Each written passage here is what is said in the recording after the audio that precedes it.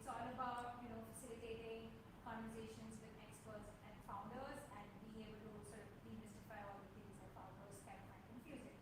So in that vein, I would love to introduce you to Tariq and David. And David is going to be leading this sort of conversation with Tariq about intellectual property. So I'll let the two gentlemen introduce themselves and then we can get started. Great. I'll go ahead and get started. Thanks for having us. Nice to meet you guys. My name is David Narrow. From Baltimore, went to grad school at Hopkins, then did a stint doing healthcare strategy consulting in Boston, and then came back and spun technology out that I had worked on while in grad school to a company called Sonavex that I now lead. So we talk more about the company if that's relevant, but what's most important for this conversation is we've been involved with a number of different facets of intellectual property. So we started off, there was IP that we had filed when I was a student with a professor and a surgeon that was owned by Johns Hopkins that we then executed an option for a future license, which we ultimately licensed to the company. We then filed our own patents.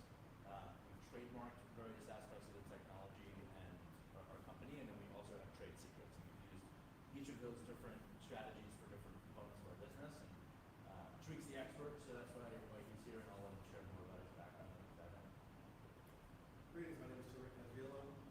Native of Atlanta, Georgia, but I've made Baltimore home for the last 15 years. And Sorry. Can you guys hear him? Yeah, we might be helpful to Close that door? Yeah, we just want a ventilation, but we can close it. I see we can. Yeah. all right, so again, Tariq Najee-ullah from Atlanta, Georgia, originally. Morehouse and Georgia Tech grad. Worked at NASA while I was undergrad. That's my first taste of actual IP. I learned about that working at NASA JPL, and sit with one of the patent attorneys at JPL and learn about IP as it relates to the government. In my mind, so I've never been so boring, right? But fast forward 10 years, I worked for the patent office for 10 years, got experience, patent bars in, and got involved in intellectual property in the business side. And most of that work has been in Baltimore in the DMV with startups. And so I have a unique vantage point of working with startups, whether it's coming out of a university or dealing with the tech transfer office or working with the SBIR, some type of government grant or funding for university research, to those who are building things from scratch, bootstrapping, those who are heavily funded, those who are government contractors. So I'm learning how to navigate that space, which is very different from the government space, and managing that. So the goal today, I think I talked to Corey and Jamie last year, just trying to find the right time to really answer some questions. Because of the startup, I saw in the restroom there's a shower. How many people have slept here or used that shower? You don't have to admit it, but if you are working at a startup, there's going to be times where your time goes and you're invested in making something happen. The last thing on your mind is IP protection. So one of the reasons I think, I really appreciate Richard for bringing David into the conversation is you need to understand why should you think about IP? Why is it important for your startup? How can it be valuable?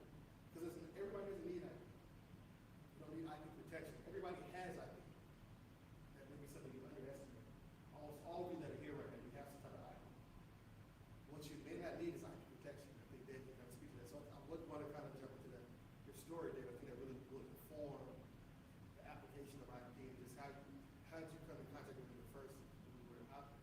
Yeah, for sure. And then if it's okay with you, since there's so few people here, if people want to just say what space they're in, Yeah. like life science, B2B SaaS, consumer, and then one thing that people want to learn, just to make sure that we cover that, I think that would be great. If you don't mind. Yeah. Ed, do you want to start? But yeah, software patents. You guys specialize in that, or have experience with that, that would be great. Medical wearables. Andrew Wickman. I work for Johns Hopkins Technology Metrics. Great. So I wanted to check this out and see a little bit how this is going. I work Only say positive things. Yeah, no, I'll take it. I'll be the target screen. So I work in my career. I work in software. I was actually much popular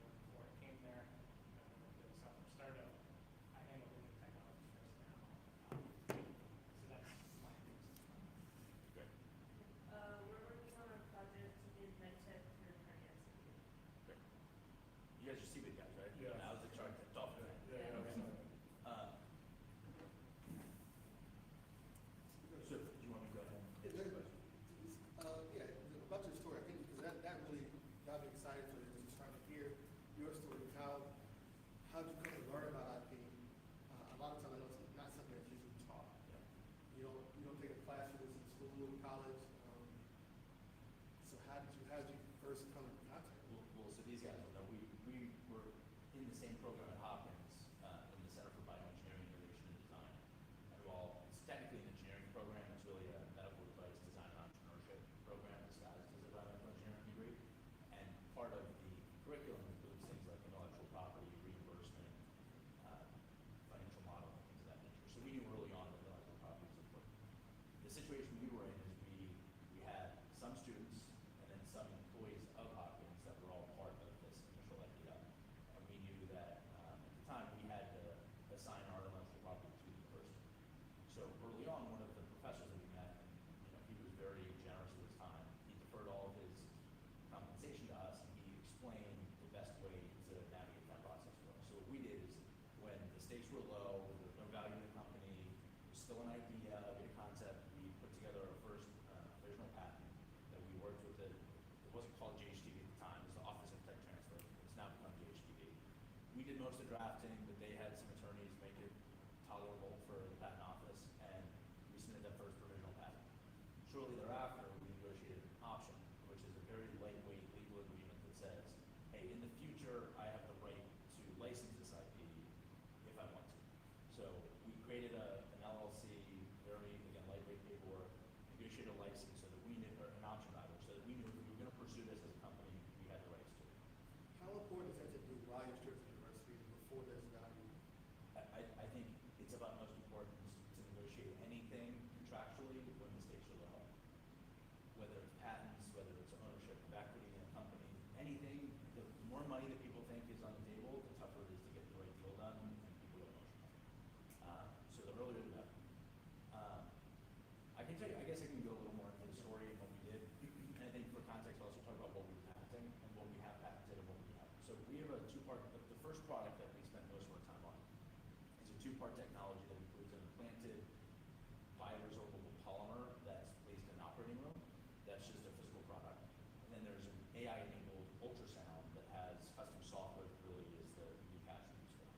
So the first patent that we submitted, which this patent family has become, in my view, the most valuable part of our IP portfolio, is a systems patent that says, hey, we use this implanted fiducial with this ultrasound that has these key features of the software image analysis to it to get you these outputs.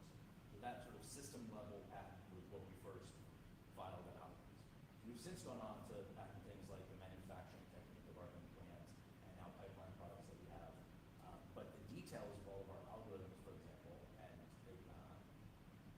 other attributes of our software are intentionally kept as trade secrets.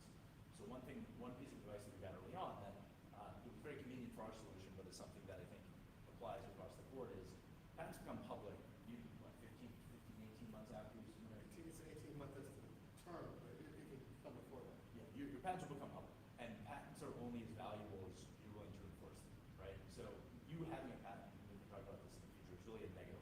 It gives you the opportunity to prevent somebody else from doing something. It doesn't give you any sort of power to do something that you wouldn't otherwise be able to do. So if you now put everything, your entire secret sauce out in ether, then people are going to be able to go up against you, and if you don't have the ability to litigate, then the patent's really worthless to you. So we intentionally put. Is it, correct me if I'm wrong, can I ask questions now? Yeah, please. How does the trade secret stuff work with FDA? And how do you think about that? So the FDA is not always as invasive as you'd expect with details on certain attributes of the technology.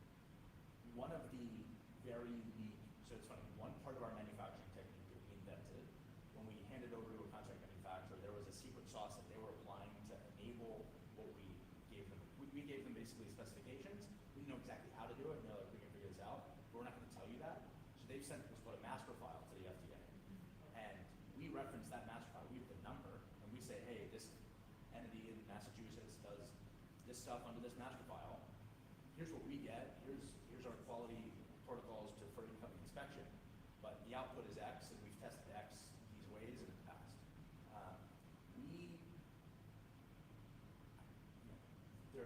The only time your information is subject to any sort of public knowledge is through freedom of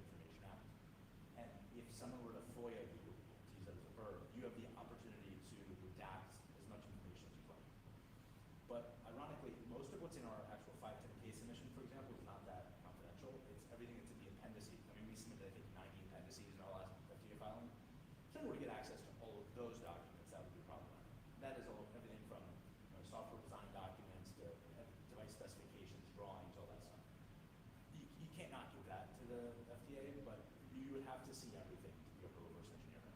And I understood you right, that's only discoverable via FOIA, and you can object to disclosure of that or trade secret. Exactly. We have FOIA'd other companies, and 80% of a multi-hundred-page document was blacked out.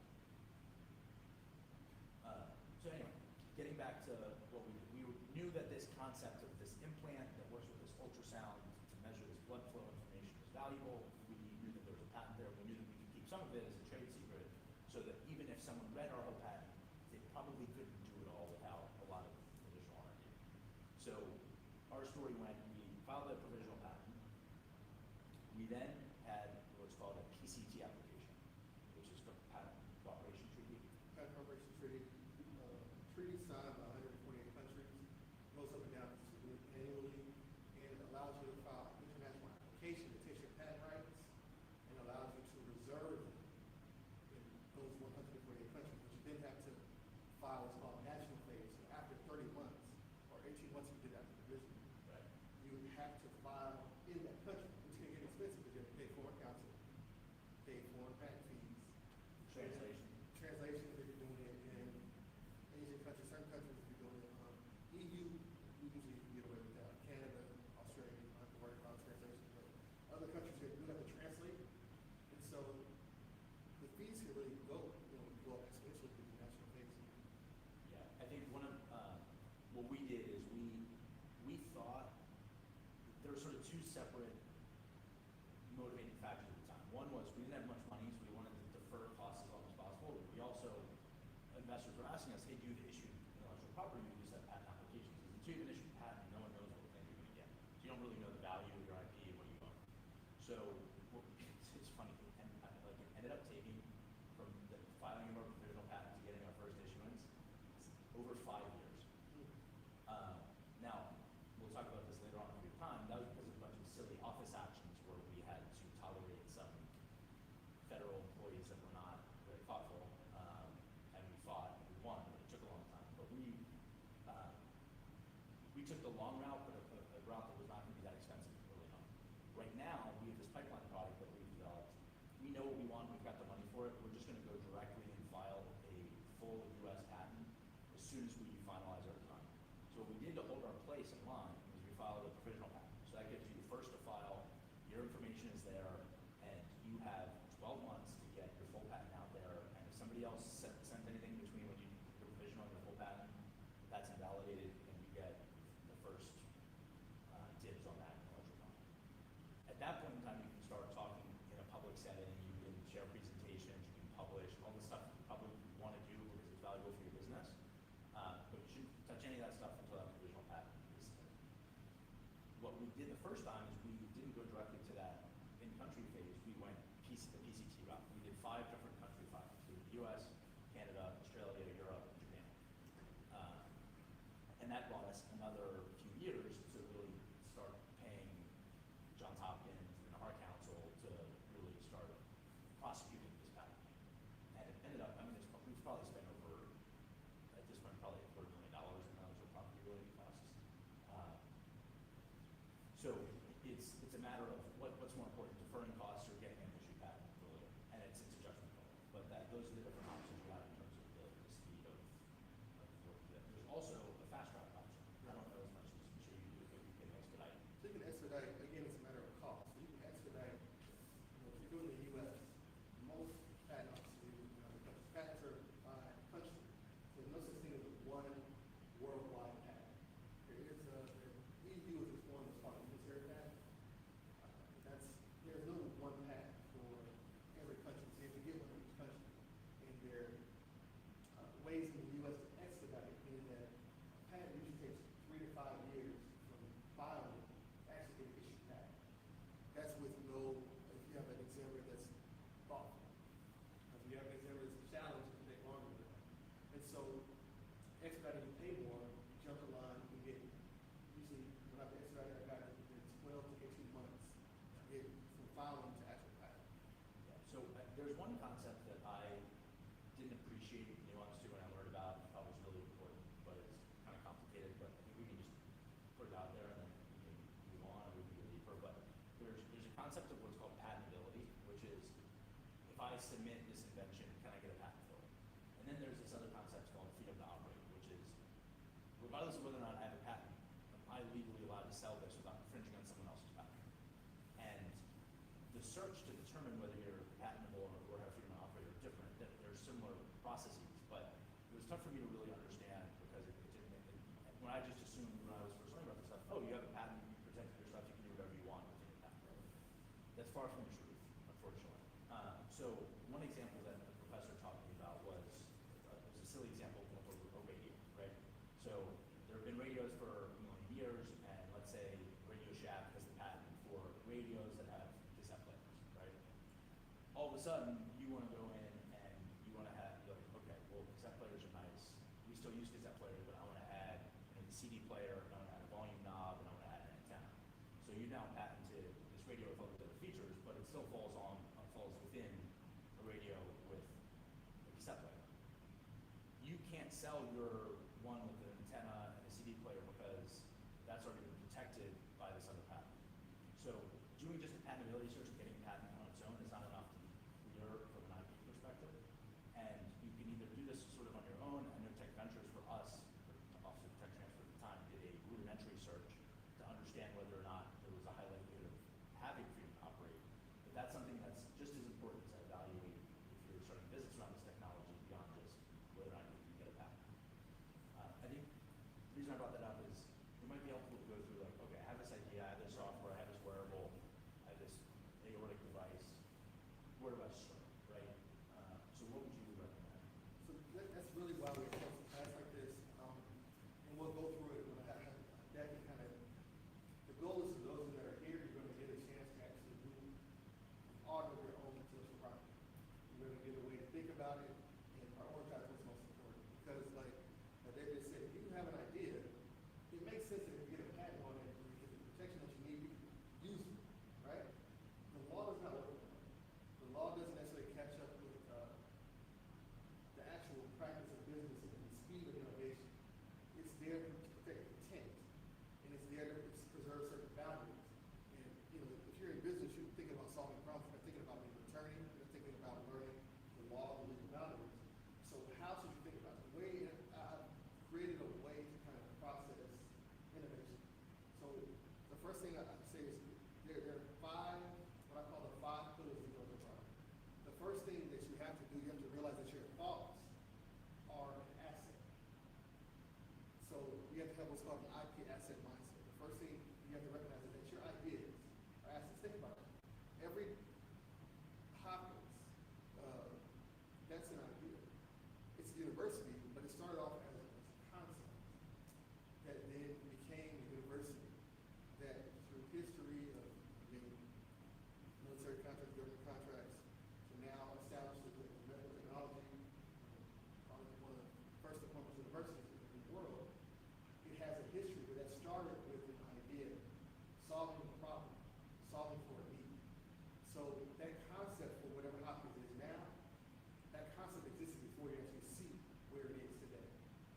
So if you look at a company like Google very much like Larry Page and Sergey Brin with grad students, and that's an example I often use. They signed their IP over to Stanford University. They had this software called PageRank, and it was at that time. Who remembers Net Zero and I might be aging myself here, but Net Zero AOL, you had to get online with the dial-up. You had to wait for the modem feedback. Terrible noises. Right, and if somebody picks up the phone, it's start over again, right? Even if you're 98% of the download, it'll start all over. Somebody pick up the phone and make a phone call. That's the internet. So it was a wild west of the internet. There was no reliable, repeatable, consistent way to determine search analysis. You want to search for something. You said, I want to chat. You say, I want TikTok. You would get tic-tac-toe. You might get a whole bunch of other things. You wouldn't necessarily get one particular item. There was no algorithm. Like 20 different search engines, Ask Jeeves, what else? Yahoo, Dogpile. So that there were all these different search engines, right? I think Alta Vista.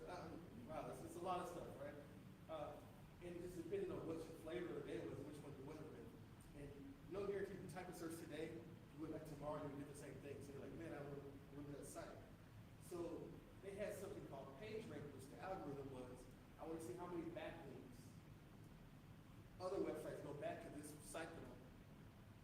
searching, and then use that to kind of back map the internet and give order of importance and priority. So they said, this sounds cool. Larry, you're doing this work. I know this guy Sergey, he's really good at data science. Y'all should get together. So they worked on a project, did it at Stanford, and they got a rush of students and started showing up the servers. What's unique is that instead of what happens at many universities that aren't entrepreneurial, that don't support innovation and entrepreneurship, that say that's a good graduate project, it's great, write it up, graduate. They said, okay, let's come talk with the lawyers, write up an agreement. You guys can buy us out for $50,000. But we want this one to stop. If you do these metrics, we want this one to stop. So I think if you look at the public records of Stanford, exited like about 2010, multi-million-dollar exit from that.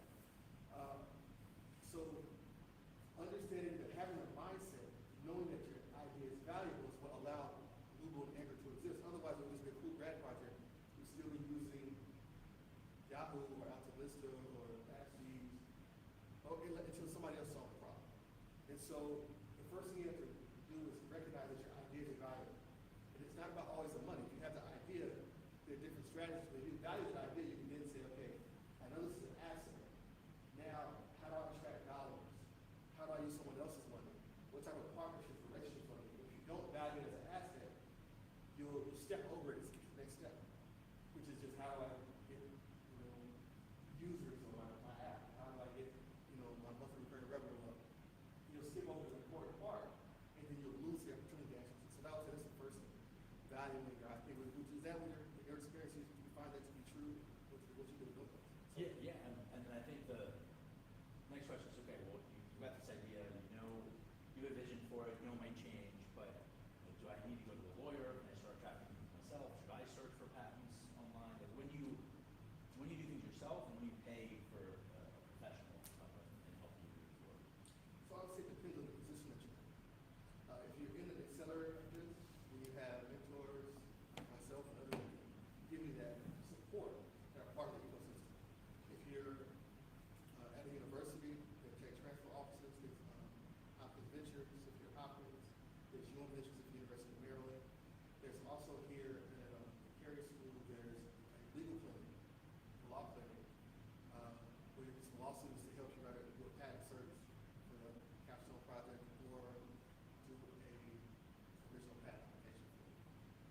The United States Patent and Trademark Office also has clinics and approved centers and libraries in certain universities in various regions of the country. So there's a way to get assistance. If you wanted to move quickly, then I wouldn't recommend necessarily that route because that's going to be, it might be a semester, it might be a school year if you're going with the university. If you have that time, that's okay. But I'm saying these are resources. There's YouTube University. I wouldn't necessarily recommend that. We have a patent inside our academy that we offer to give sound resources. But I think it really depends on if you're at a breaking point where you know that to go to the next step, you have to be public. If you know that, if I know that to do the next thing, do everything you can do without being public, without going, launching a Kickstarter. That's a heartbreak. I had a company that's really innovative.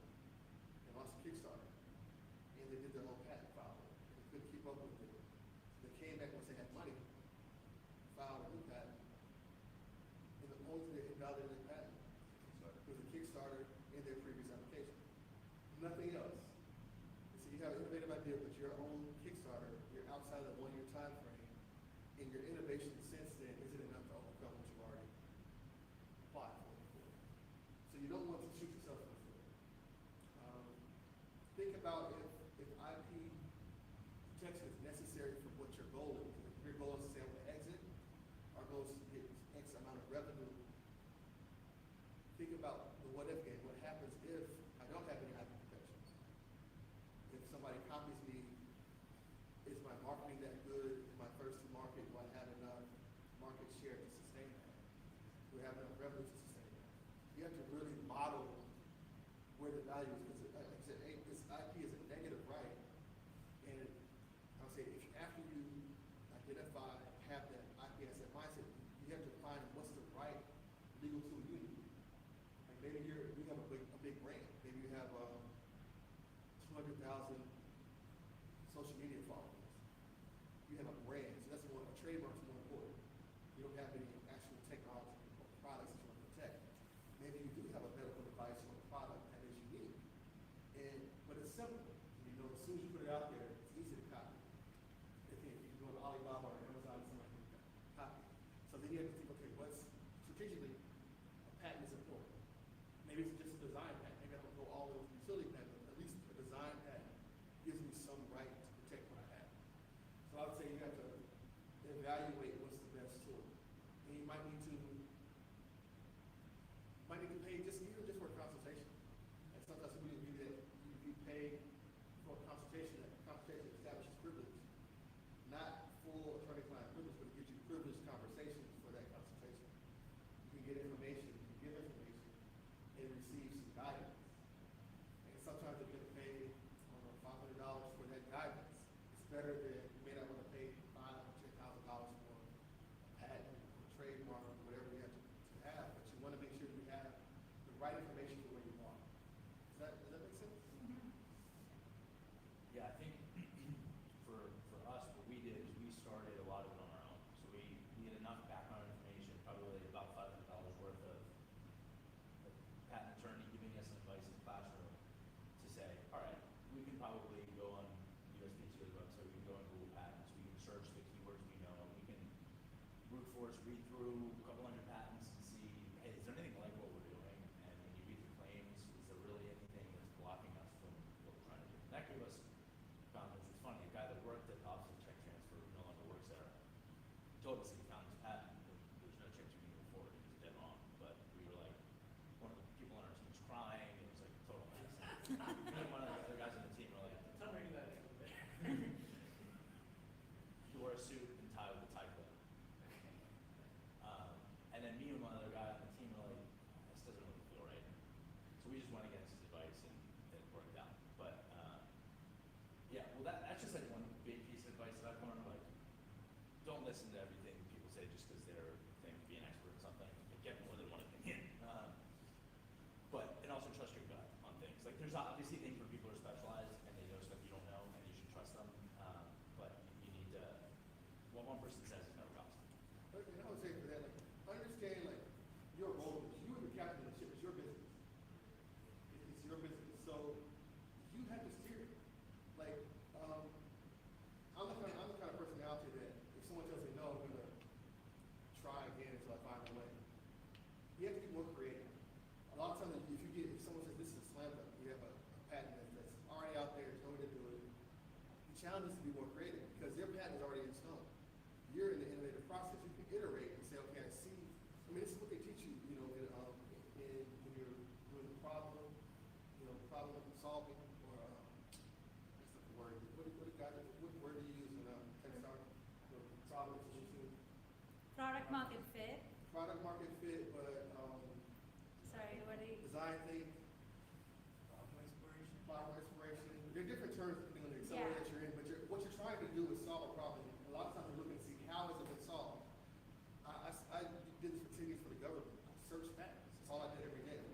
And what I found is like in the government I was trained that if somebody was doing it, the problem's already being solved, I got you. What I realized in the real world is that means it's a market for it, number one. And then I'm looking to see what's the path that I have, you know, within that space, where's the creativity? And so someone that works for the government is a patent examiner, or someone that's a patent attorney, patent agent, it is a process thing. They know the process. You're the innovator. So know your role in the process. Just because I know the process, I can say, in my limited scope of the process, this is what I think you should do. But you're the innovator. So you can be creative, you can navigate that process and say, well, I hear what you're saying, I see this patent that says I shouldn't have been able to get this, but I thought about it. I see a way around it, and I see where we actually have innovation. And so I say, look, it's a challenge, it's not something, it shouldn't be a block. So I think getting back to like the blocking and tackling of it, there's a lot you can do on your own, but before you file a provisional patent, I think if you can grab the money, and you can usually get either a patent agent or a patent attorney or someone who's done this before for like probably up to $1,000, $2,000 to make sure that what you're putting forward in a provisional patent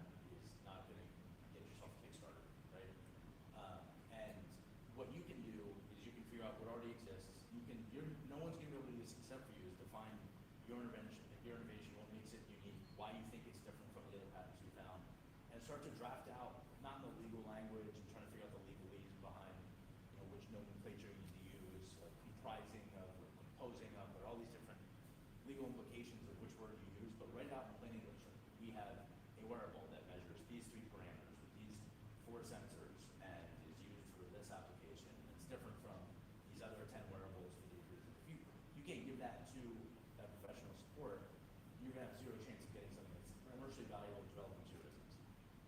So you can start there, and then you can hand it over to someone who's been there, done that, and they can say, hey, I'm going to tweak this, make sure that it's all compatible with what someone at the patent office is used to seeing, double check and make sure that that's right. But you can, from an hour's perspective, it's not going to be $10,000, $15,000 if you're willing to put in that library. So, with software patents specifically, I've seen a lot more of them recently. When we first patented our technology, our guidance was if you can patent non-software stuff, do that, and then keep their software as a trade secret, which we did. We had a couple of high-level block diagrams and a flow chart of here's the type of data that's coming in, here's what we're doing to it, here's how it comes out. But I think have you read any software patents yet? No. So I think OpenAI is probably the best place to start. Just look at what they patented and what exists and the formula for that. Any sort of physical product is much more straightforward. You look at a patent, you sort of understand. You're describing it, and it's just put in a slightly different version of English that you're not used to speaking. Software is more unique because there are different, first of all, most software products it's less clear what's unique. And then if it is clear what's unique, unless you talk about it in excruciating detail, which we've all talked about is not the best idea, you have to decide what's a black box, what's not, and you'd have to talk to someone who's done software patents. So what we've learned is there's patent agents. These people tend to be more affordable. They're people that know how to write a patent. They're going to be able to do that. They're not going to litigate your patent. They're not, maybe they're going to prosecute. Do you guys know the difference between litigation and prosecution of patents is? Would you ever go through that? So first you draft a patent, right? Ideally, first you do a patent search. Let's say you have money and you know what you're doing, right? First you do a patent search and a freedom to operate search. You say, is what I'm doing patentable? And if I can patent it, can I actually sell this product without getting sued by somebody else? So when the answer is yes, you then say, all right, I'm going to draft my patent based off of what's innovative and what's not already captured by these other patents that we have. And then once that gets to be a full patent, so you can do the provisional place, but you're not going to get any feedback from the provisional patent. It's just going to disappear in the ether. It's never going to be, I don't think it's ever public, right? Once your patent grant is public. Okay. But no one reacts to it. It's on you within 12 months to get a formal patent submitted. And that's where the fun starts, and that's where it gets expensive. So at some point in the future, 12, 18, 24 months, you'll get what's called an office action. And that's when you have some guy sitting in his basement or at NBC who writes this long, somewhat decipherable message about which statute they're using for why this is either obvious or not novel. And they list a bunch of things, and you sort of understand what it means, but you kind of have to have the lawyer interpret it to get the best response. And they'll say, hey, we found this other patent. We don't think your thing is relevant because of this. We found this other patent. We think that someone skilled in the art would be able to come to your conclusion based off of what exists. Therefore, no patent for you. And if you were smart, what you did is you tried to claim more than what you actually deserved. And you say, all right, well, he's wrong there, so we're going to fight that. But this other comment kind of has a point. We're going to change the scope of our claims from saying, hey, it's going to be all radios with cassette players to radio players with cassette players and antenna. Generic example, but it's the point. And you say, this is unique, this wasn't described, this other comment we made, we're going to push back because of these various items that we can now share with you, and that is an office action. And that is a response to an office action. That's where it gets expensive. I think an average office action we paid is no less than $5,000 in terms of legal fees, filing fees. And then you ship it away, you don't hear back for another year. Sometimes it's less, sometimes it's more, and it's this very slow, iterative process. So that is called patent prosecution. You're trying to work with the USPTO to get ultimately a patent granted. Once you get the patent granted, then litigation is when you sue someone else for infringing your patent, or you get sued because you're infringing someone else's patent. A patent agent can usually get you from drafting to patent search to drafting, probably office action prosecution, depending on the patent agent. Patent attorney is going to usually be 30 to 50% more expensive. Can do it all. They're the ones that go to court and represent you.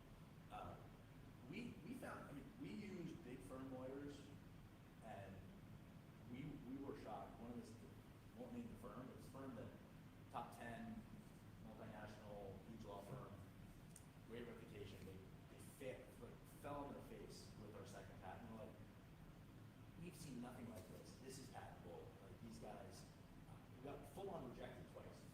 And we're like, I'm gonna give this one more try. And there's this guy in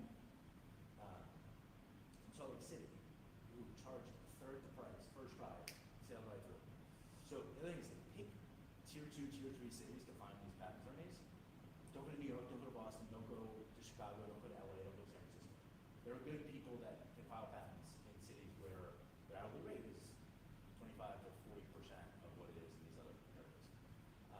So those are the different like, people involved. But our philosophy, to your point, has always been like the innovators do as much as you feel comfortable doing. And once you're over your skis and you're like, I don't know what's patentable, what's not, I don't know how to document this, I don't know how to phrase it. That's when the professionals can come in.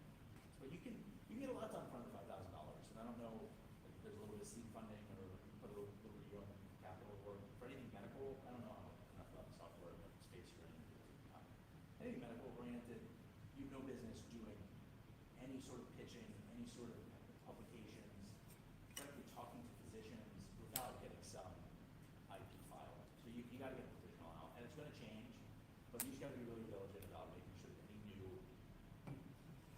element that you think is valuable gets patented before you open your mouth. Now you can share things under an NDA, a non-disclosure agreement, but you need to be careful. And it's funny, I pitch now, and I have one slide about my technology, and it's never about how, no one ever asks how it works. Ever. Like 5% of the time, people are like, wait, hold on a second, you can get this, how does that work? They're just like, that's the solution, I see what it looks like. All right, tell me about the business. So as someone who's invented something, you're inclined to talk about that because that's what you know, that's what's special, that's what seems exciting. That's actually in most environments not what everyone's trying to really understand. People want to know, okay, if I believe that what you're doing works, what's the impact of that? How do you sell that? How do you get that to market? And those are the things that you could pay attention to, and you can just say, hey, in a couple of months we'll have our IP file, we'll get you some more information about how the technology works. Yeah, I think in that space, we want to understand that investors are investing in your IP. They're not going to say, here's money for IP. They're investing, it's like rocket fuel, they're investing in you to help you scale, help you grow, investing in your business. And so a lot of times it's difficulty as a founder is to figure out how do I, because you end up having to spend your own money for your IP. Or a lot of your early money that you win from a pitch competition, something like that, you're spending that because no one's funding your IP. That's for you to do. Like if you ever see Shark Tank, do you have patents on that? They're not going to pay for you to get patents, but they want to know if you have them because that's factors into the business value. And so I think one of the things that, I do software patents, I've been doing this 17 years, software patents. When I left the patent office for 10 years, 7 years, we've been doing software patents. They're very doable. The approach is very much like what they've said. You have to obscure some things in the black box. You have to be clear what your inputs are, what you're processing, and then what your outputs are, the user experiences. And what's challenging is now, because of OpenAI and other things, there's a flood of, I'll call data analytics, AI, machine learning, patterns. So everybody's doing the same formula. And so now it does require, it's less and less that you can obscure, because now they're putting details in the patent. And so there's not enough room for you to use a broad umbrella. You have to be more specific to get a patent. So it's tougher because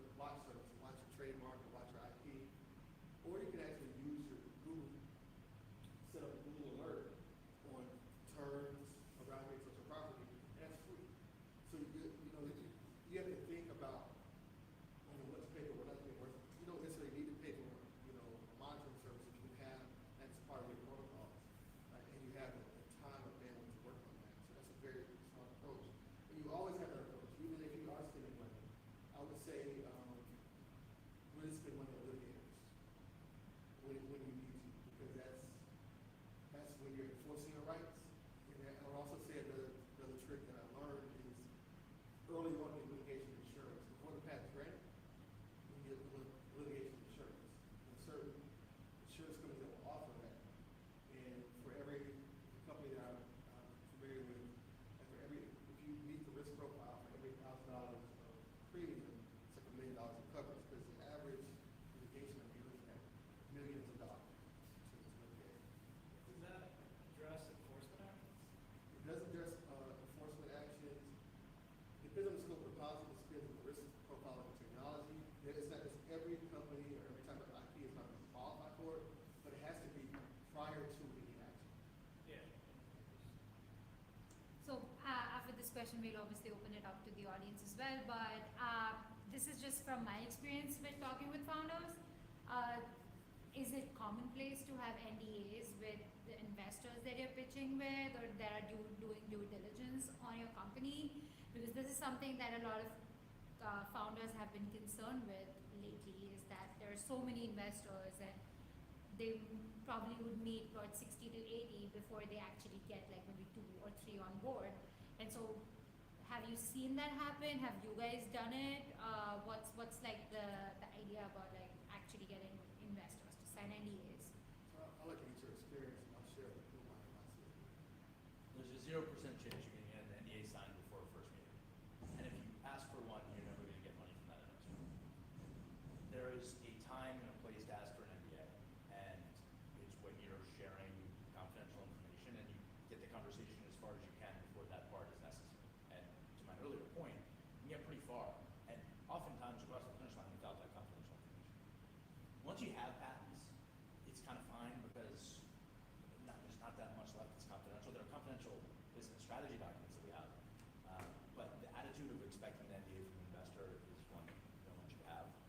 If you get to the point where you have a provisional patent filed, for example, you know things are changing, and someone asks for a copy of that, and they want to see your IP, and that's not yet public, totally reasonable to ask for an NDA. Very reasonable. Until you get to something that specific, it's really not justified. And there's another couple things to consider. One is, it's reasonable why investors don't want to sign NDAs. They talk to so many people, they can't track what they've signed, what they have, and what they can share. It's just too administratively burdensome for them. And then the other thing is, like, investors, they're smart and they know how to deploy money, but unless they have another company that they're familiar with that they have invested in, none of these guys are going to start a company and try to compete with you. Like, it's just not going to happen. So if you know their portfolio, like if it's a venture capital firm where you can see their portfolio and you know who they have a vested interest in, and there's a competitor in their portfolio, probably just stay away from them. If you can see all their portfolio companies and there's nothing directly competitive, then yeah, you can share as much as you feel comfortable, but don't expect an NDA until you get to the end of the finish line. I said there's 3 stages of my investment process. There's meet and greet, deck, couple of questions. There's non-confidential data room, and then there's confidential data room. So the first 2 stages, you're not getting an NDA. Once they start asking for all your legal agreements, all your incorporation documents, all your patents, and they give you this list that's like 7 pages long of all the documents you can send them, and they pretty much have seen everything you've ever done, you should ask for an NDA. And if they don't sign it, then that's a red flag. I agree with everything you said. And that's, you think about being a VC that's meeting with dozens, if not sometimes hundreds of people a week. Everybody's pitching you, whether it's on DMs or Twitter or whatever it is. You know, you're getting all this engagement. You'd be foolish to sign an NDA with everyone. I mean, I'm the service provider, the patents. I've met with people who have the same condition. We never don't know each other. And so if that's happening to me, and I'm not dealing with the same volume of people. I mean, you're looking at people who are solving problems in a particular marketplace. You're dealing with an investor that's dealing with a certain market. How many people have heard, how many pitches have they heard about that same idea or a solution for that problem? It's very unreasonable to expect them to, for a conversation, for an ask, for a pitch, to sign an NDA. The second thing I said about NDAs is they're only limited ability to enforce them. Just like a patent. Like, if you meet with 100 people and you have all of them sign an NDA, are you going to watch all 100 are you able to prove beyond a reasonable doubt? Of course, litigation is different than getting a patent. I think the other thing I would say, when it comes to freedom to operate, I always kind of urge to say, wait till you get a patent so you know what the claims are before you get freedom to operate. The freedom to operate on the front end is different than what you actually have on the actual end. That's if you have to save money. If you have the money, you know, do it up front. But I would say, what you start with, you have to do what you can for. Right, well, your commercial embodiment is what is or is not infringement of the existing patent. So your claim scope, your claim, you might not be able to sell a product in the claim scope because that patent might not have been operated. But the product you're selling, as soon as you know what that is, Right. you can figure out whether or not it was. So that's sort of a bit, I would agree with that. If you're pre-production, I would say, Yeah. Any questions? How many people have already started a company around your ideas? Have you signed an assignment of invention form with everybody you work with? Yes. Smart man.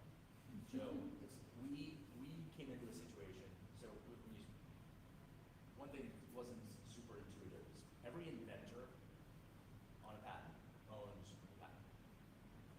Unless the entirety of the inventorship all agrees to assign that patent to a given entity, whether it's a company that they're part owners of, whether they're a consultant, whomever, one person, let's say there are 5 inventors, one person can hold that patent hostage and prevent that patent from being used in a sort of commercial way. So when we were founding our company, there were originally 4 founders, and 3 of us, once the lawyers sent us all the documentation, which include assignment of invention clauses, which means if you are working at the company and you come up with an idea, the company owns it by default.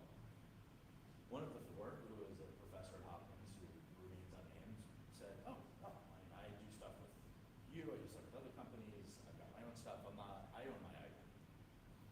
And our attorney basically said, that's not tenable, that's not gonna fly, no one's gonna touch this, and we terminated that founder because of that. The reason I bring this up is, anybody that's ever gonna be in and around your R&D, consultant, advisor, board member, most importantly, employee, that needs to be part of their consulting agreement, advisor agreement, employment agreement, founder agreement, no matter what. It's a non-negotiable thing, and that's something that will come up in due diligence and come to haunt you. So you got good advice. Hopefully all the other people signed the paperwork. We caught it early, unfortunately, but we've heard horror stories, and it's pretty ugly. One hard story I had a guy pass away. Widow didn't sign the information. So you come into limbo, you know, and Right. it's very hard to. You have to have the right line. So this is if you hire someone, have a work for hire agreement where it's very clear, and the work they do for you, the intellectual property you own it. So it's, even if you have someone that takes a picture photograph for you, this comes to shoot photo out of an event for you, have an agreement in place that the photos you own. Otherwise, they automatically get copyright because they didn't take a picture. So that's part of copyright law. Same thing with someone does an artwork for you, logo. Make sure that it falls in the hire agreement, work for hire agreement, that clearly differentiates, spells out that the IP is owned by you. Otherwise, it's automatically owned by the creator of the artwork. It gives them copyright, they can sue. You know, and that's so. Just things to really kind of get ahead of myself. So you have IP asset mindset. Choose your which IP tools to use to protect yourself. Then you have to enforce it within. You have to have a plan. I don't need you to hire anybody yet, but you have a plan of what will happen if I want to enforce this. I found somebody using it. What am I going to do? Do I get insurance? Do I have a retainer for trying to use to start with the cease and desist before we go to court? Do I have what's in place? Do I have a defense attorney to defend me against, you know, if I'm sued for infringement? And then you have to have a commercialization strategy. How are you going to make money? Having an IP does not, you know, that you have to in mind, I guess, what always say is that if you've got a patent, a bucket of money will come out of the stock for your company. We had the opposite mindset, was that if we didn't have a patent, we wouldn't get any money, so we knew it was a necessary step, but it was just that. Okay. Sometimes people have a false expectation that given the patent, I own this particular thing. No one else can ever do it, and I'm just going to get rich because it's such a great idea. It's just, okay. Speak more to the role of intellectual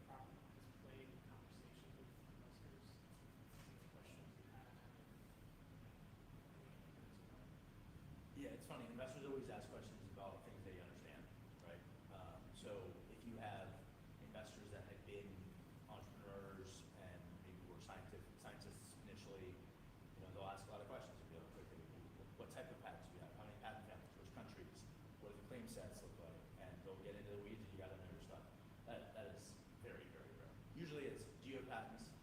How many? Are they issued? And that's it. Sometimes, I don't even have a slide on patents anymore, because I have a bullet on an executive summary slide that says we have patents, and that has checked the box for the majority of people. In my data room, I've got all the detail, but it's, as the company has evolved, the importance of the IP is diminished. As, I guess, related question is like saying no or that you don't have a patent, you're going to have to make consequences. Kind of feel for like you're really lucky to have found a patent doing a certain thing because the money was contingent on that.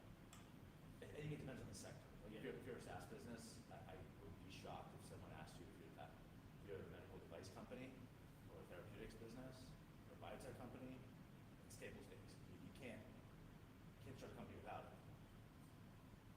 I think knowing the market too, I think what you find with SaaS companies, especially around the Valley, they say you don't need a patent. But when you look at all the big SaaS companies, they all have huge patent portfolios. Like Airbnb, like Airbnb has tons of patents. None of it is on, you know, an itinerary where you can book a room. It's all their back-end technology. How are they sourcing availability? They have their algorithms. They have a number of patents. It's on their user experience, on their user interface. So they have a ton of patents. The one that was surprising to me was Angry Birds. So Rodeo has a ton of patents, right? And it's not about shooting birds into walls. It's about the technology that allows, you know, to trace your finger motion and translate that into a trajectory on a simulated game for impact, force. There are lots of different. So the technology behind the app is actually was patented, and they're able to use it. So there are now other games that build that technology that's not Rodeo, but they're licensed that technology. So I would say that both it's kind of, if you have a SaaS company, it's not necessary for you to get started. But once you have the money, you can look and see what are these none of these things that are going on. And it may not be what you're selling in your pitch, but it may be the technology you develop. What do you think accounts for that distinction? What's that? What do you think accounts for that distinction? So a lot of that what accounts for is understanding that the patent process is iterative. It's not a one-off. I know, back in the day, reading stories of like Gary T. Morgan, who did it, on the travel platform, you know, a guy that invented the Real McCoy and train couple of these different things we learned about when I was filling up Black History Month, all the Black inventors. That one mechanical invention is one patent. And that in time, that time of mechanical invention, one patent was all you needed, the light bulb, the filament for. Get the real goal. Yeah, but in today's technology, it's iterative, and it can really move technology forward. Like in your case, is your technology creating a whole new space, or is it within the field of ultrasound technology? What are you finding? You filed more patents, but how different is the initial patent that you filed than the ones that you added onto the portfolio today? We've just, they've all been different scopes. So the first patent remains very, I mean, the claims, the reason we fought so hard is the claim set is very broad and captures the whole approach to solving this problem. Other people try different ways, but this is fundamentally different. And then we realized, all right, there's a bunch of other stuff that we've done to make that approach viable that are unique and different elements of that solution that are patentable. And hey, we might as well protect that too. And oh, by the way, some of those attributes have utility in other products or products using our similar type of invention, but in another way. And hey, if we ever want to go in that direction, or if we want to license that, we might as well own it. So we've, with the exception of just advancing our first patent family with a continuation patent, the rest have just been different lenses of our same solution. And is that coming from interaction with the competitor, reverse engineering, or is it defensive patenting and looking at where actually like what drives those innovations? Well, the innovations were to make sure we could solve the problem clinically and technologically. We then decided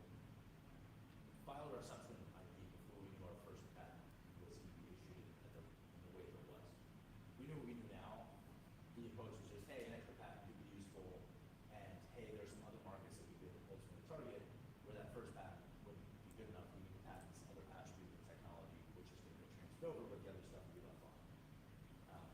At the time, one of my blinking lights was at some point we're going to have an investor who's going to realize we can always shoot IP, and that's going to be a deal breaker. It never was. That was never a reason someone said no, which is shocking to me. That might just be an exception, not the rule, but never came up. So, but I was internally concerned about it, so we were like, okay, what else can we patent? What else should we patent? We're not sure what to do. How important are patents been to the success of your company so far?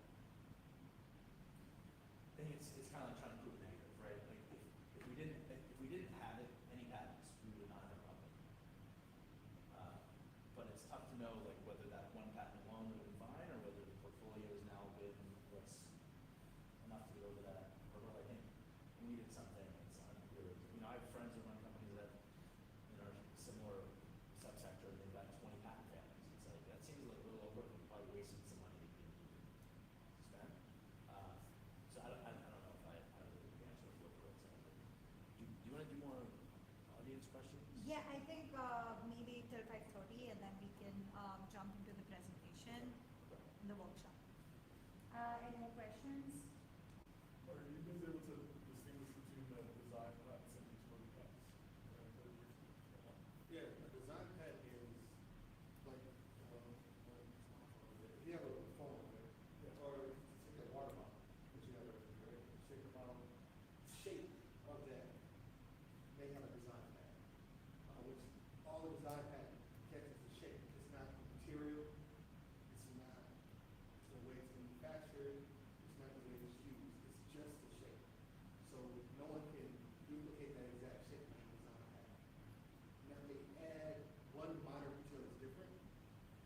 So it's very rigid. And you'll find, like, especially with like tech products, wearables, others, like Apple's design is a big part of their product. And so they have design patents in packaging.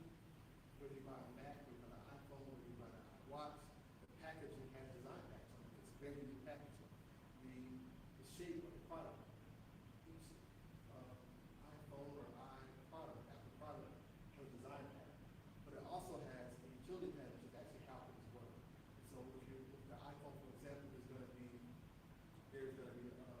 for the actual hardware, which is the case, where the processor is, where the buttons are, and the capacitive sensor on the screen, that's going to be a pattern. Also, how the software works, how the camera takes pictures, how the speed of the apps, if there's any unique processing speeds, techniques, algorithms, and how they're processing the technology. What makes the iPhone 12 different to a 14? What really makes it different?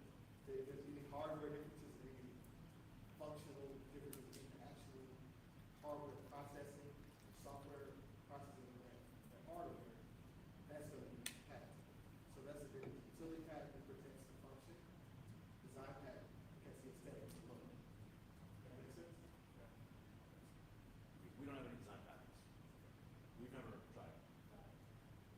And is there a difference between the price? I assume that utility patent would be more expensive because Yeah, it's more expensive. Utility patent is more expensive. I think you could probably get a design patent. I'd say the whole process for design patent is probably under $5 grand. If you do a utility patent, it's probably starting at $5 grand would be market rates.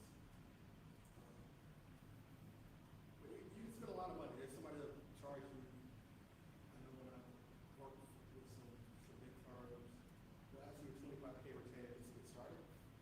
And probably will do better than that in terms of result. So you can, it's more of the experience that you want as a founder, especially if you're a bootstrapping founder. Really find out if the patent is fundamental for your business. I think sometimes to get started, if you're doing proof of concept, if you want to say that we're doing problem exploration, product market fit, and you're trying to get the concept, do as much. What words just use some word that's really great.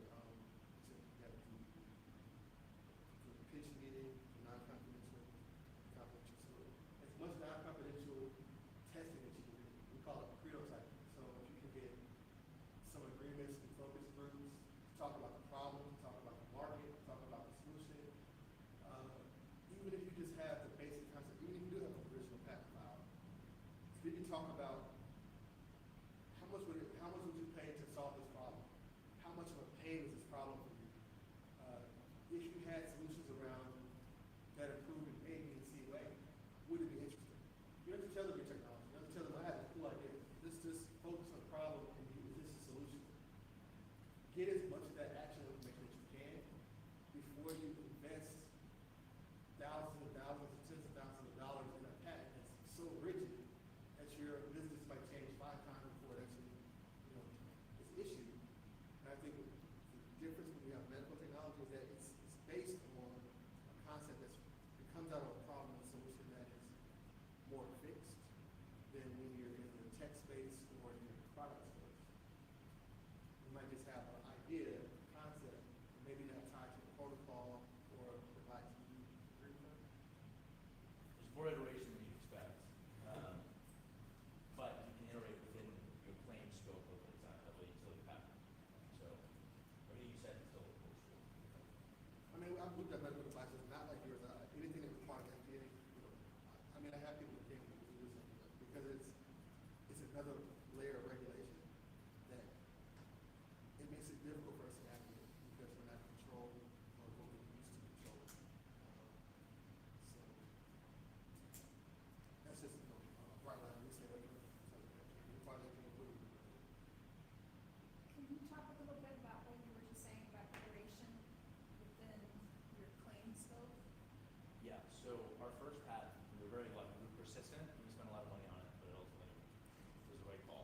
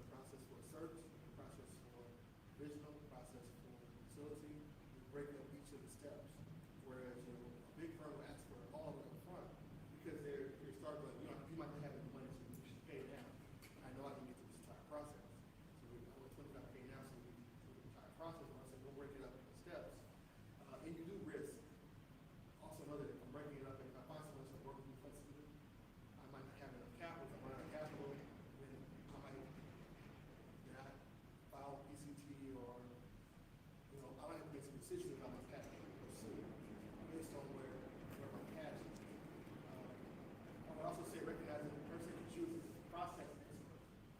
I don't care how much technology they know, they're a SaaS expert, they're a finance expert, they are always going to be a process expert with you. You innovation expert for your own product. You're not paying someone to take it off your plate and you don't have to worry about it. You have to be involved in the process. Understand it, own it. It doesn't matter how much you pay.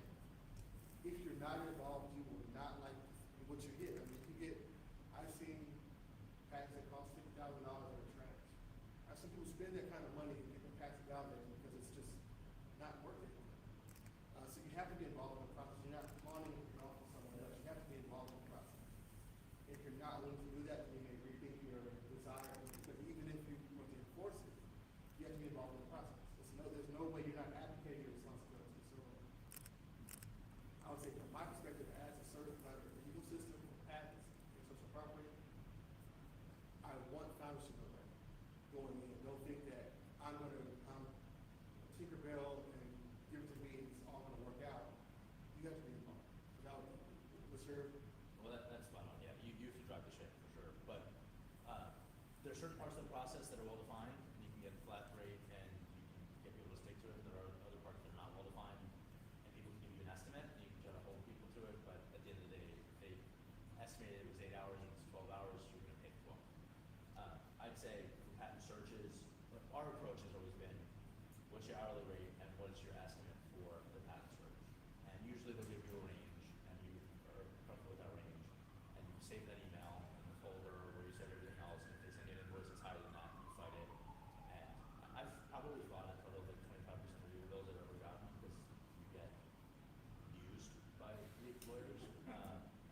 And they know that if they treat you poorly, you'll go to someone else, so you have some power in that. But I would say, yeah, as much as you can get fixed pricing up front, go for it. The challenge is, if you're on the other side, if everybody's behaving in good faith, it doesn't matter. They're not behaving in good faith. They're like, hey, I know I'm getting $800, $900, $1,200 an hour for this other client, and I already negotiated a fixed fee. I'm not going to spend that much. I'm going to do the bare bones to get that deliverable out, but I'm not going to really do the full amount of work because my effective hourly wage is a lot lower than it is with this other client. So at some point you have to realize from their perspective, are you negotiating yourself out of getting the attention this project deserves? So as long as you get that fixed fee, it's legitimate, it seems reasonable, and you can afford it, that's great. But if you try to change the scope and negotiate too hard, it can fight. Yeah, and obviously also you've gone through the process so you understand where the fees are fixed and where they're flexible. Like what I try to tell clients like I have, I said for the most part you get me hands-on when you're doing the US and when you're doing original and non-original prosecution and patent grant. So once it's maintenance or once it's we're dealing with PCT or national phase I'm a babysitter. Like you're paying me maybe 1 hour, but all the money's going overseas because they're doing the actual actions. I'm just making sure that I send them instructions, we have meetings, but I'm not leading that. I'm just really trying to make sure it stays in course. And sometimes it's different. In the US I can say we're gonna get a patent. And I say, I don't know what's happening in the EU right now. It's not working. I don't know what's happening in the UK. It's taking longer than expected. And you don't have the same control. So just know that might cost more than you expect. Like I had to tell one of my clients, I said, yeah, I had a UK office. They weren't sending invoices the same way, like in a streamlined way. So our office was used to receiving it a certain way, so we were billing our client according to what we received. So we got this email that we owed so many pounds of paid invoices. What are you talking about? And so it turned out they were sending it, but it wasn't coming through the proper way. But there were these outstanding invoices. So I told my client, well, yeah, their office is not really good about sending. We have a process that we use. They don't follow the process. And so we have this unpaid invoices. We didn't catch it, but they're also not really good at giving us invoices on time. We have to always hunt them down. There's a balance. You have to have a tough conversation. Know that if you do something international, sometimes you're not. It's not my office.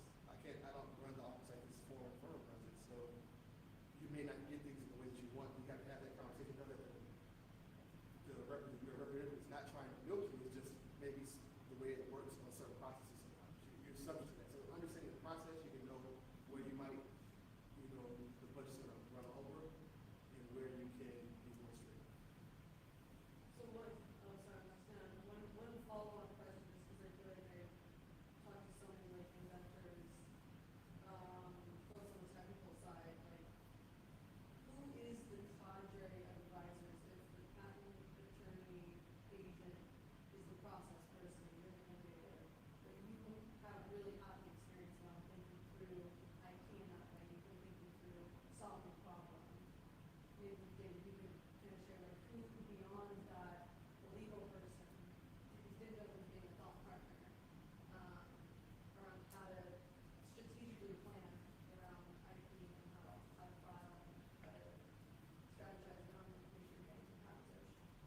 I think you're doing your profession a disservice by saying you're owning the process.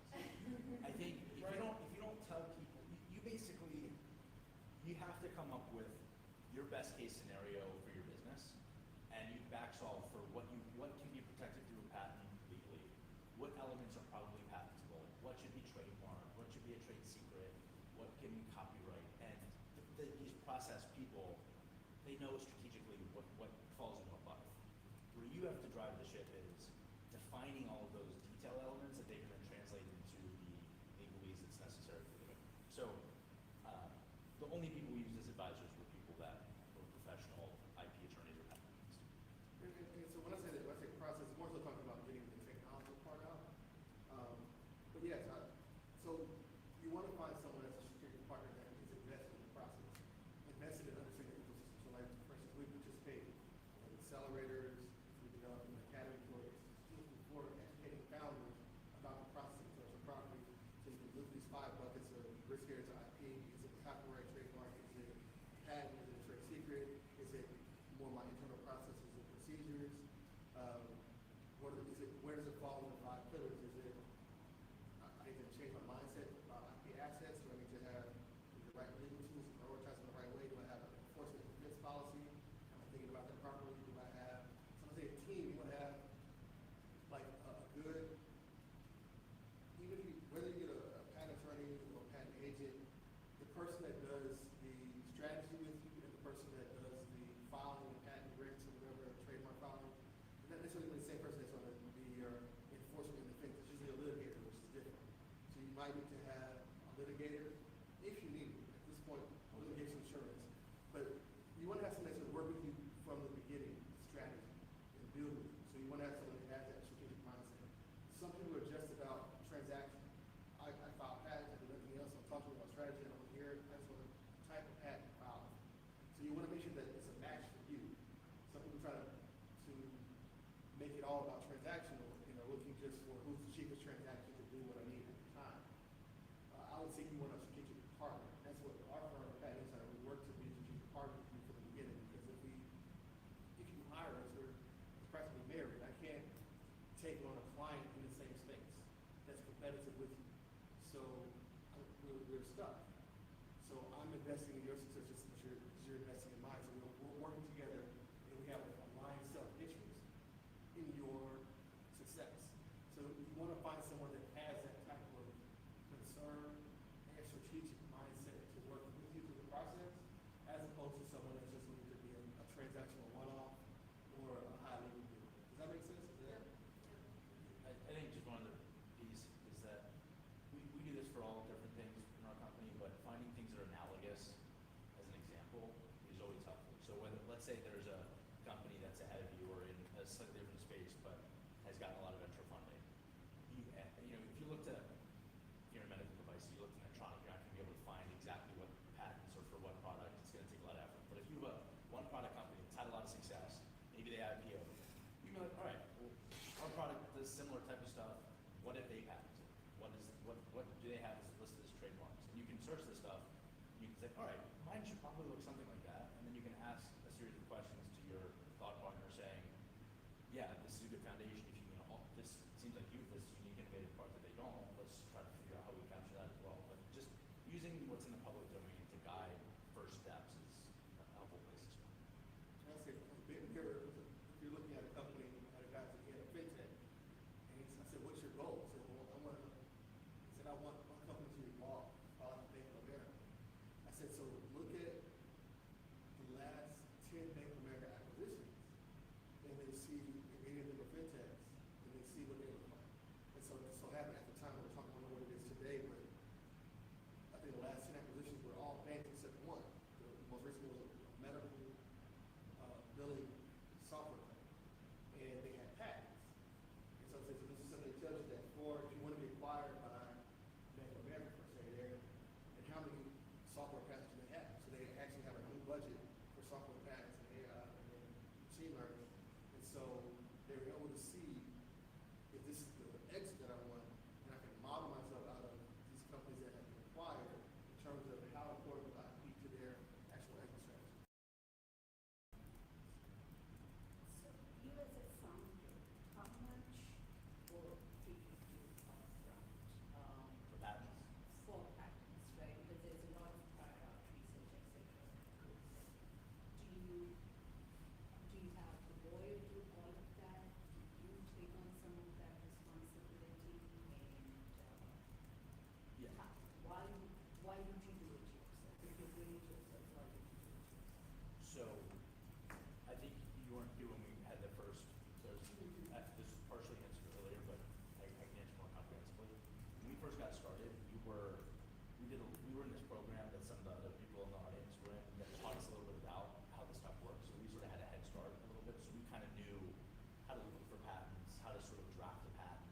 So we felt like we were empowered to do some of that stuff early on because of our educational backgrounds.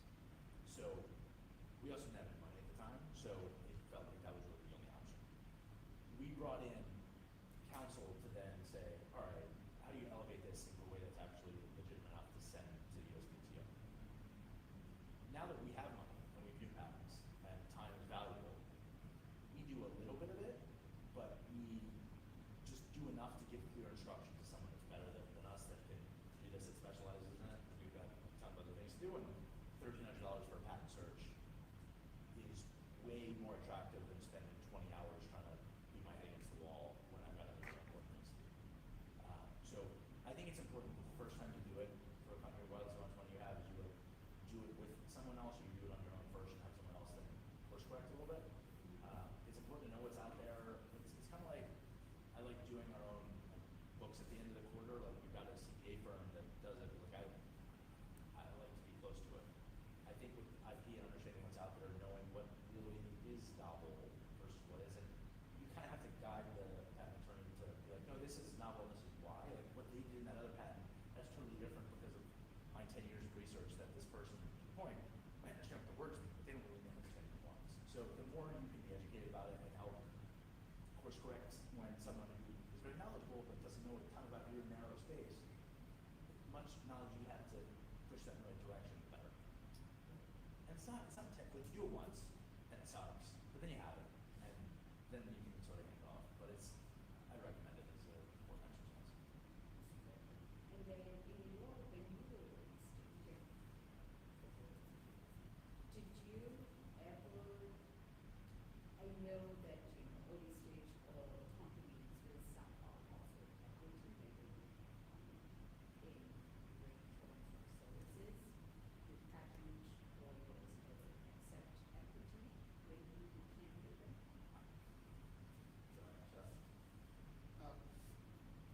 I'll say as a general principle, no, I have. I think one of the challenges with early stage companies, even if it's a great idea, you have to out execute these early stage. And so if you can't come up with $5,000, the likelihood of you breaking through all the barriers to become a unicorn and the equity actually worth something is just unlikely, in my experience. I'm interested more so in equity if someone has patents and IP. I have companies that gotten patents and government contracts, technology is valuable, worth, 8-9 figures worth of contracts. Then if there's an equity in terms of doing some type of licensing agreement or bringing partners together, calling someone to purchase that, and broker that, that's where equity becomes attractive because you're getting a percentage of the upside of something that's actually valuable. If everybody offered equity or everybody took equity, there would be no business. And when you look at it in the long run, like you're talking about paying less than $2,000 for a search, maybe $5,000. And when we're talking about these things, you're paying that. You don't have to pay anything else for a year. You can probably defer just paying a PCT fee of $1,000 if you just file on the same thing. And it might be, considerable depending on the size of the patent, maybe $3,000 to $4,000 for PCT filing. But if you're paying that, and you're deferring for 18 more months, so you spent $10,000 in 3 years. That's for IP costs. That's reasonable if you're looking at what you're spending as a company.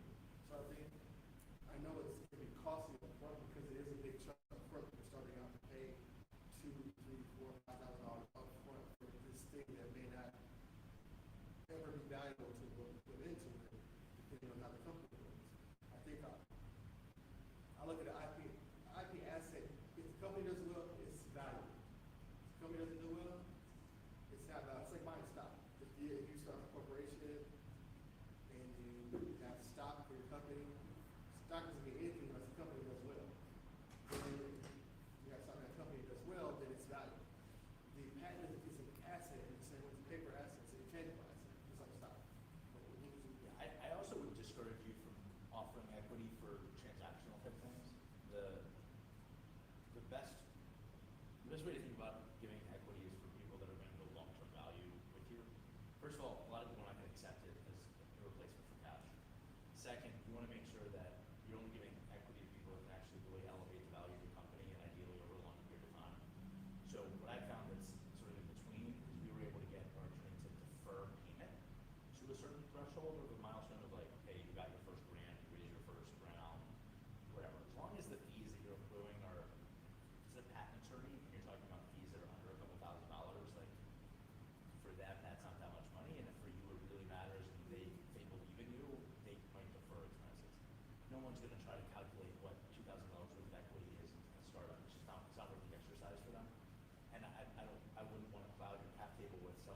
$50,000 worth of stock who did a patent search.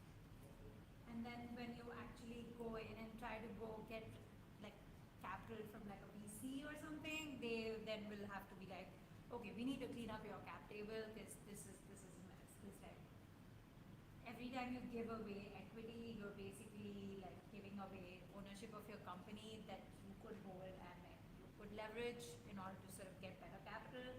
So yeah, like I think it's generally very discouraged to give away capital for services. What's the strategy behind international expansion of these type of deals? Yeah. So there's no right answer. It depends on the company and the sector. For us, there is, for sure, any country that you want to operate and sell into is valuable to have a patent. If the market is big enough that you think the competitor will also be there. So let's say you decide that you're going to sell products in like Singapore, right? That might be a great market for you. Is it worth the legal fees, given the size of the market and potential competitors? Like, are your competitors also going to be in Singapore? Maybe, maybe not. If they're not going to be there and it's not that much business, don't distract yourself. Most people will say, for at least medical technologies, U.S. and Europe for sure. Australia and Canada are pretty affordable and it's all English, so might as well lay that in. And then where people have different opinions is, okay, South America, maybe, China, people have a lot of conflicting opinions about that. Japan for medical technologies is a very big market, and strategics that would buy your company care about that. So you have to think about where do you have a large enough nexus where you have really strong protection globally. It's not super expensive, but it not only serves your business needs for you to be able to defend against competition, but for whatever that exit strategy is, that acquirer believes that they have enough to really protect that U.S. global opportunity. Because to the earlier point, once your patents are in the public domain, you can't go back 5 years later and go to Japan and say you want a patent. So you have to, what we did is we did this TCD process, and it bought us a couple of years to figure out where we were going to be. And most medical device companies will file in 5 to 7 countries. I would look at as many analogous companies as you can and see, okay, there's usually a patent that begins with WO, which is sort of the PCT or worldwide application, and then it will link to a group of patents.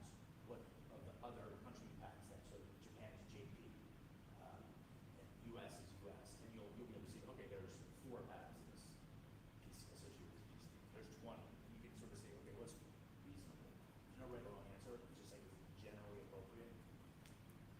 Okay. Just have 10 minutes left, so do you want to do the exercise or? So our access, we have 2 minutes. I did prepare IP audit, which basically allows you to talk you through doing an audit of your own intellectual property for your company. I need about 10 minutes to do it. Or we can continue to ask some questions. It's really the value that you get from it. It's not, Yeah. I don't It's all up to you guys. Who wants to audit? Who wants to ask questions? Okay. Okay, some people are neither, which is, So I can do it. We have 2 minutes and we have to get over to Joe too. we can stick around if we need to like finish it off, like we do go to here for at 6. Okay. So I'll take a 10-second pause and set it up and, Yep. I really appreciate your experience. Thinking about the last question that you mentioned. Some of the experience is immediate, long-term, not necessarily growth because you follow it on the time to actually 30 months later actually starting to grow and it makes sense. It may not, it's too late, or if you gave money, it may not have the money to continue at the time. It gets expensive. It gets expensive, because like I said, you look at this, that's like 30 years. I mean, it's just 30 grand, and then it's not really close to it. Yeah, I